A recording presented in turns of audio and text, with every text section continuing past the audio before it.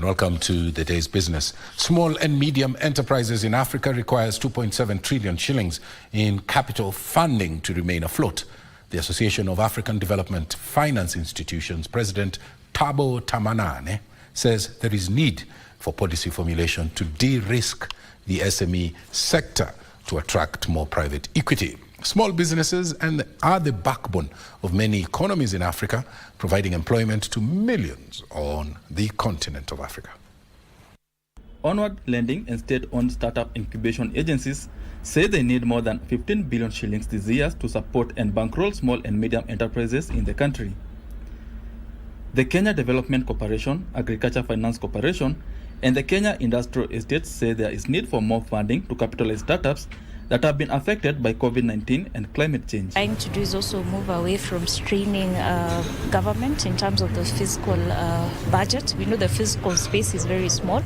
So we've been trying to do our resource mobilization outside allocation of budget. The government has already earmarked 500 million shillings towards AFC, and we anticipate to be able to access them before the end of this financial year.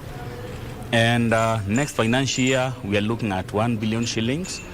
All this money is coming as part of the 10 billion shillings which was promised by His Excellency the President. The Association of Africa Development Finance Institutions say the continent needs 2.7 trillion shillings for onward lending to startups. The association is urging African governments to consider policy review to de-risk the SME sector and attract more private equity. We need to be able to have one message around our views of how we look at the private sector, because private sector are partners, they are not necessarily competitors in this particular space.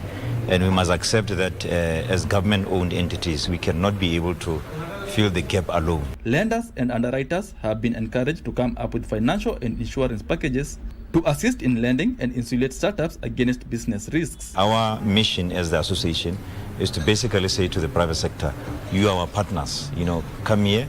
We will, as a DFIs, de-risk investments, and you can actually co-fund those particular investments.